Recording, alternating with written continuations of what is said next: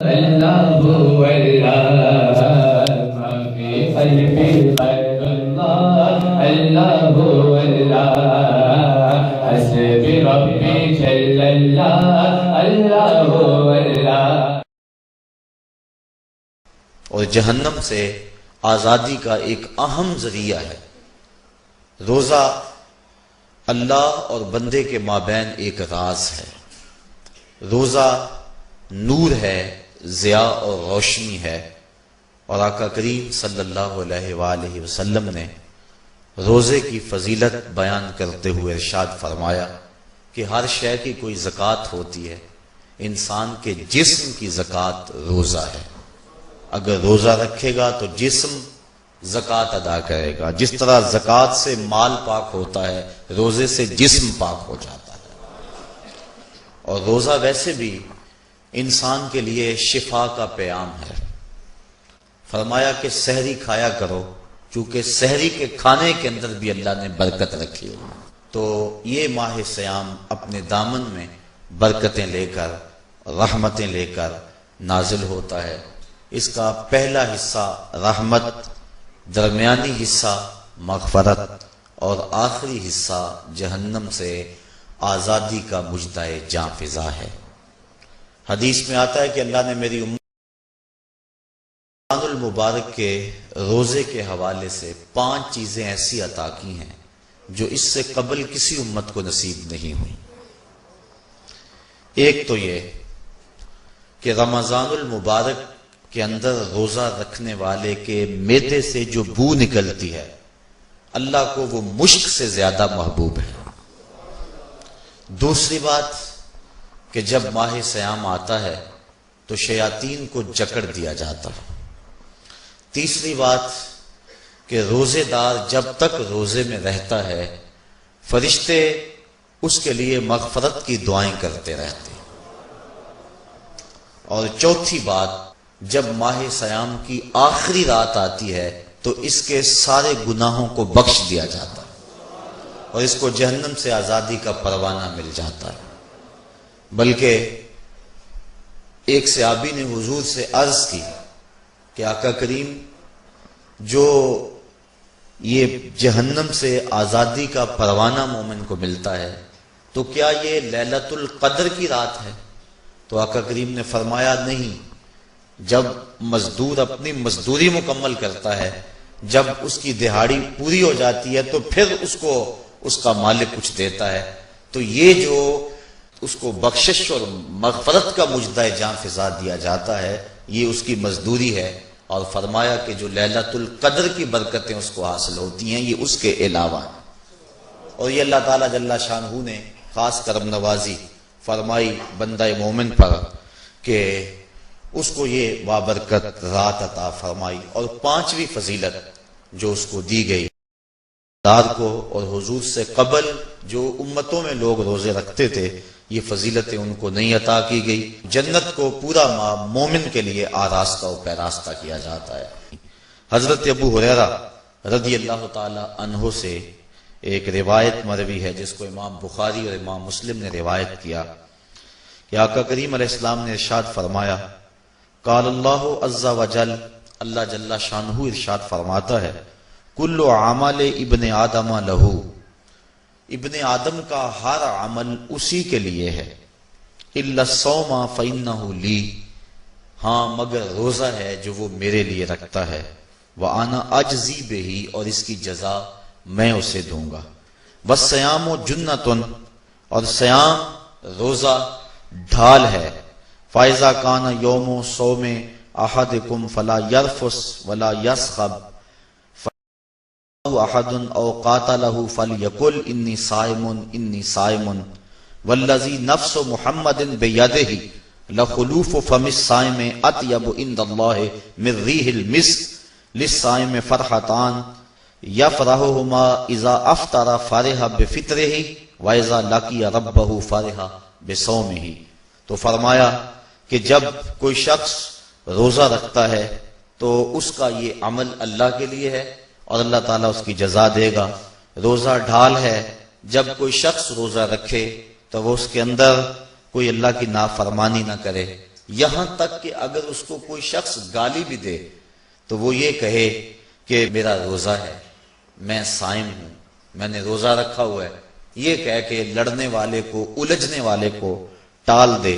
حضور نے ارشاد فرمایا مجھے قسم ہے اس رب کی جس کے قبضے میں محمد کی جان ہے کہ روزہ دار کے معدے سے جو بو نکلتی ہے اللہ کو وہ مسک یعنی کستوری کی خوشبو سے زیادہ محبوب ہے۔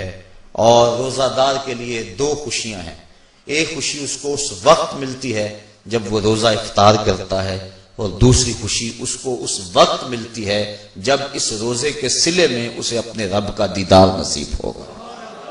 یہ بات ذہن میں رکھیں کہ اس دنیا پر سب سے بڑی دولت جو حضرت انسان کو دی گئی ہے وہ دولت ایمان ہے، اور قیامت کے دن سب سے بڑی دولت جو اہل ایمان کو دی جائے گی وہ اللہ تعالیٰ کا دیدار ہوگا۔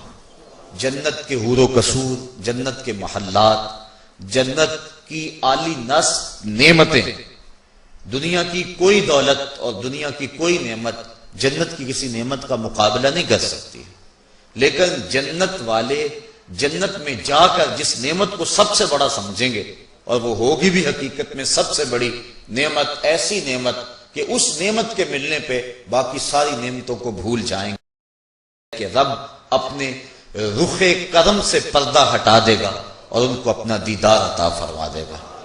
تو یہ سب سے بڑی دولت جو مومن کو آخرت میں نصیب ہوگی یہ روزے کے صلے میں نصیب ہوگی، یہ روزے کا وہ ثمر ہے، یہ روزے کا وہ پھل ہے جو اللہ اہل ایمان کو قیامت کے دن عطا فرمائے گا۔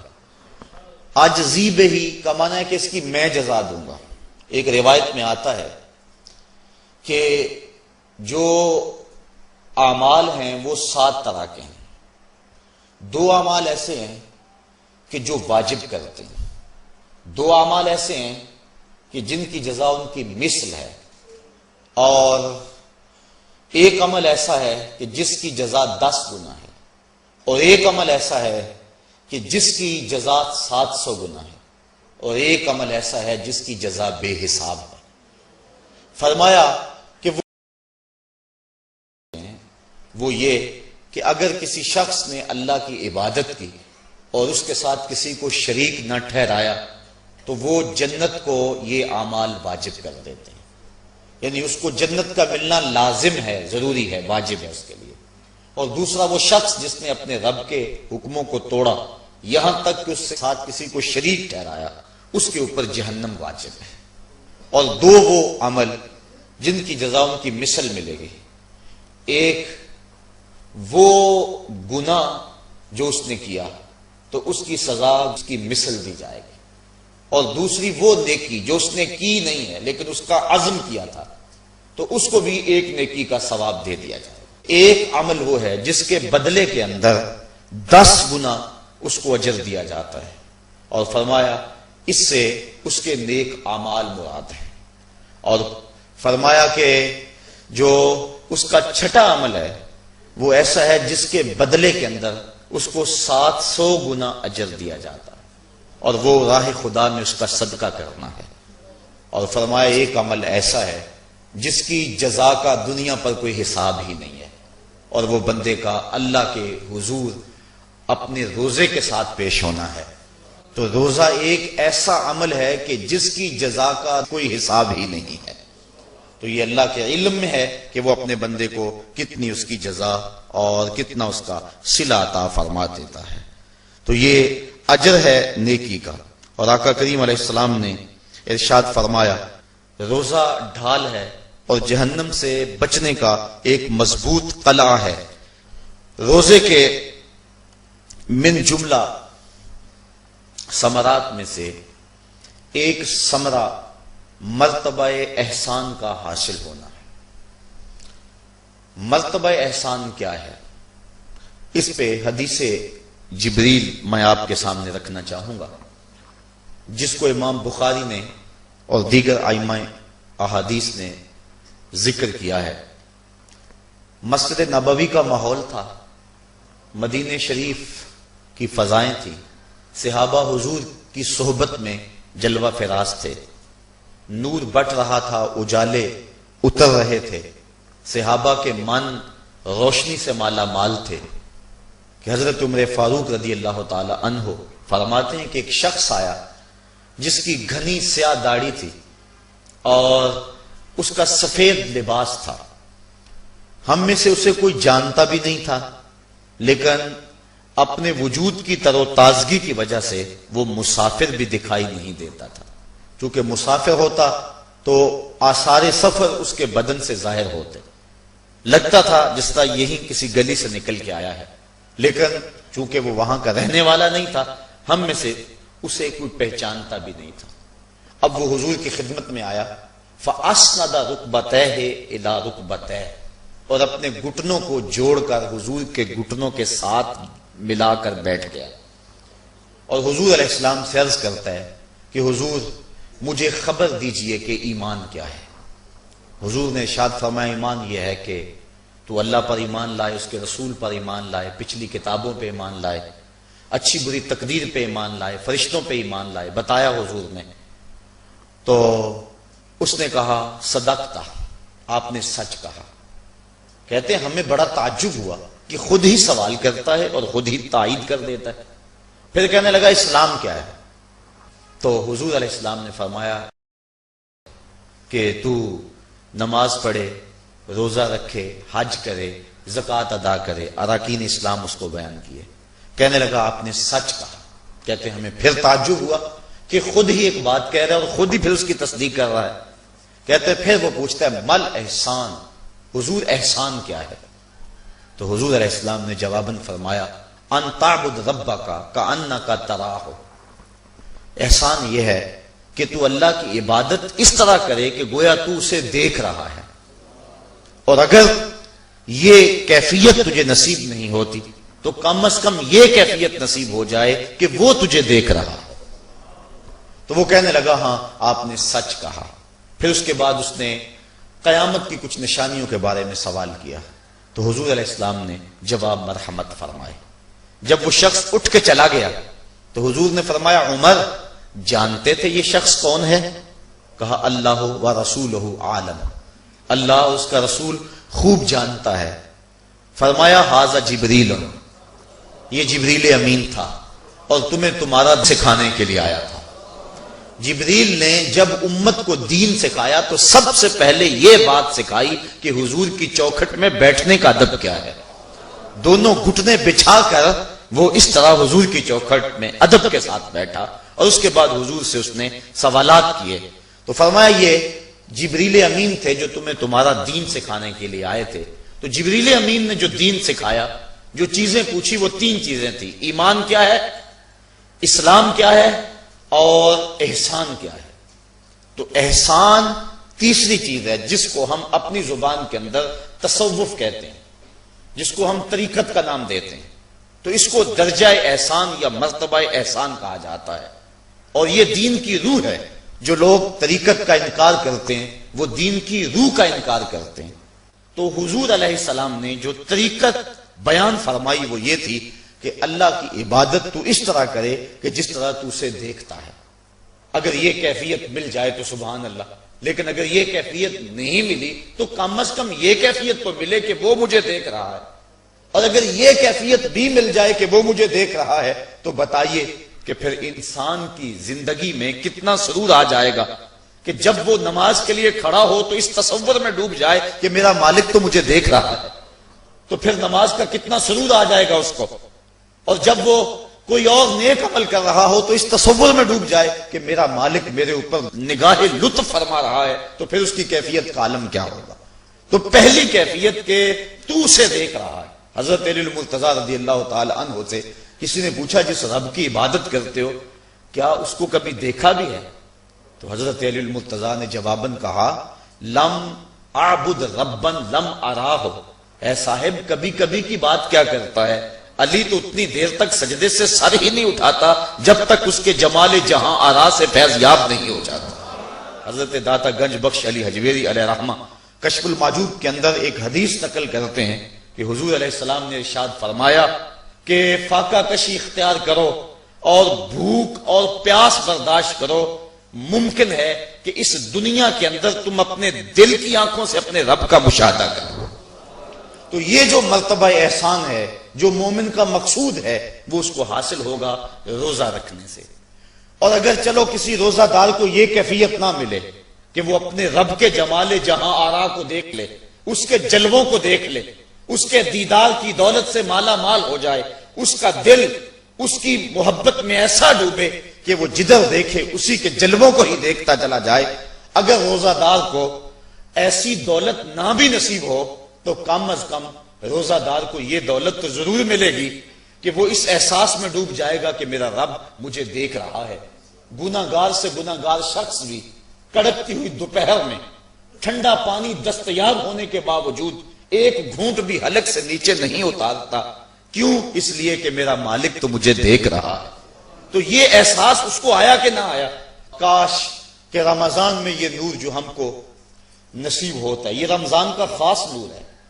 مرتبہ احسان سے پھوٹتا ہوا یہ اجالا رمضان میں ایک گناہگار سے گناہگار شخص بھی حاصل کر لیتا ہے کہ وہ اس احساس میں ڈوب جاتا ہے کہ میرا مالک مجھے دیکھ رہا ہے. کاش کہ وہ اس کو اندر سمو لے اور اس کو دل کی ایک ایک پرت پہ رکھ لے اور اس کو سجا لے اور اس دولت کو پھر جانے نہ دے، تو پھر اس کے لیے گناہ کرنا مشکل ہی نہیں محال ہو جائے گا.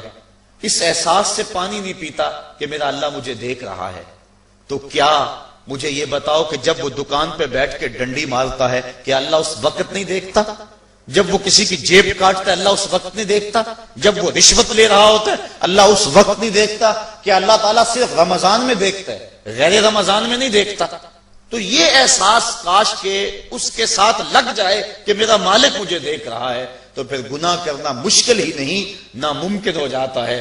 7ویں کوٹھڑی میں جب سارے دروازے بند کر کے بت کے اوپر موٹا کپڑا ڈال کے زلیخا بولی ہے تالک یوسف اب آ جاؤ نا، اب تو کوئی نہیں دیکھ رہا ہے، تو یہی احساس تھا جس نے روشنی دی.